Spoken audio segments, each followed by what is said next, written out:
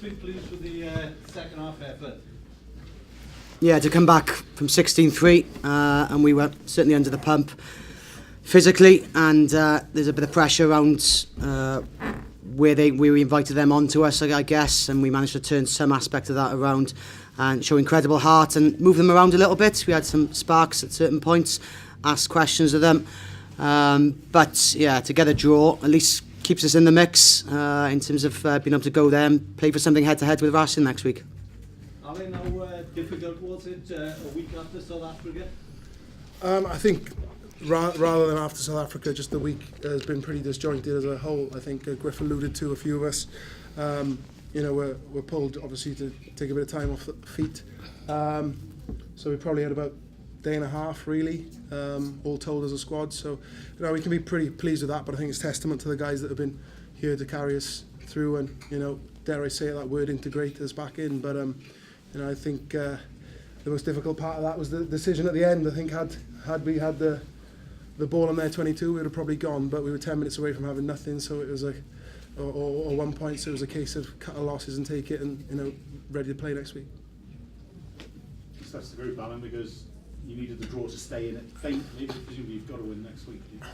Yeah, well, we needed to win today, if we're honest, but I think a draw is a lesser of two evils, a loss of the draw. We're obviously going to take the draw, and that's what we got. I think if we're honest, we probably felt as a squad we were a bit slow at the blocks. I think 30 minutes we were in the ascendancy, put the pressure on.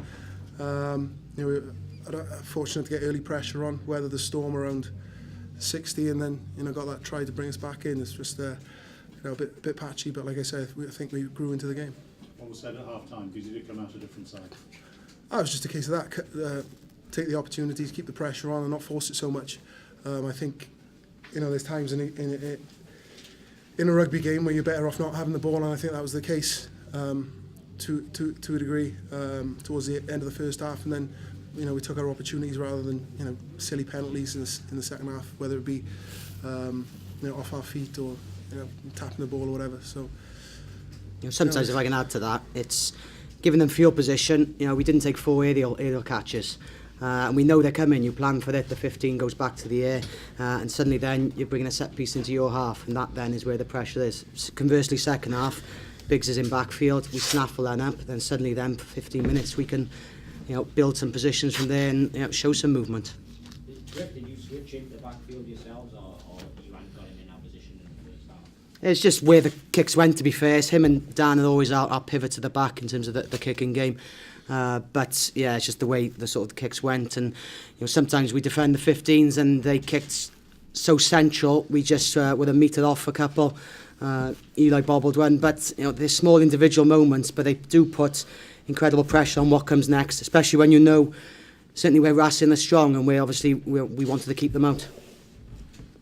Alun, in the first half we had the impression that the Racing was more powerful, it was more dominant on the oppositions. What did you do to invert this tendency in the second half? Well, I think we were probably a bit naive. I think we've been working on obviously or we're aware of their line-out drive, the first 3.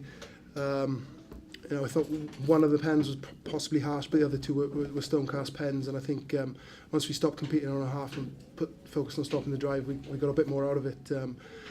And as simple as that. And the scrum time, we just shortened the gap up a bit, and we grew into the game in that area until we had a few changes and they brought fresh legs. So we just cut our losses, like I say, and simplified things.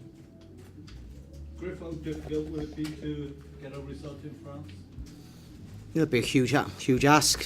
Historically, we know that things are against us there, and we've spoke already about having to adapt our week again. We'd have liked probably more contact time for the fact, Alun Wynne's saying this week we haven't been able to do as much, but that'll probably be the same again, because physically you can see, this is such a tough block ahead of us, also based on what we've just gone through as well, so you're almost caught between a rock and a hard place. But I think it's more about being physically right for the challenge ahead, and tackling it head on as well. I think we won't be shy about what we're going to do. We're certainly positive with the ball in hand, and if we can be, I hate generic words like accurate and execute correctly, but if we all understand what we're trying to do and where we're going to put Racing and try and shut them out from not getting within 30 metres of our line, you know, I think suddenly they could get a frustrated side playing in a different arena, you know, and you know, I think we can really have a go with it. Gruff, have you got any players coming back from injury? No. No. How long is Dan Baker out for? Potentially a couple of months, but I will say, you know, I know we are looking for more depth around this squad, and I think, you know, things are evolving to a point where we may get that now over the next 12-18 months. But got to say, incredibly gutsy from boys we have put out there as well. There's 3 players making their European debut for the Ospreys. The average age is 24 with the younger side in Europe. You know, to do what we are doing and just about holding our end up, you know, is a fair effort under the guidance of some world-class players who certainly lead the ship really well. You know, but it's a mixture of everything that you've got to be fairly content about, even though we didn't get what we wanted today. Alun, from the inside, Alun, what did you do to respond to the in the scrum on the scrum in the second half? What did you technically do together to adjust and to get back on the scrum? Oh, like I said earlier, we just shortened the gap up because we're getting a bit long-legged, but obviously the difficulty with that, if we shorten the gap up, you're prone to a pre-engage. You know, we didn't have that. We were pretty disciplined, but like I say, we felt it went a bit 50-50 when the changes came on at scrum time towards the end. But you know, other than that, it's pretty simple.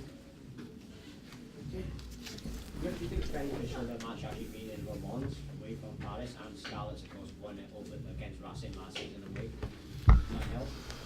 Yeah, it could be. You don't know what the environment's like. It's perhaps again, perhaps a different mentality for the French side, you know. But you know, I think, to be fair to Racing, they're the different side now as well. It took their coaches a bit of a while to bed in last year, and they were champion winners at Castra. So we spoke in the week about how we know physically and some of the manpower they've got is highly commendable, but they're also quite smart in how they apply it as well, and that's been a real challenge for us.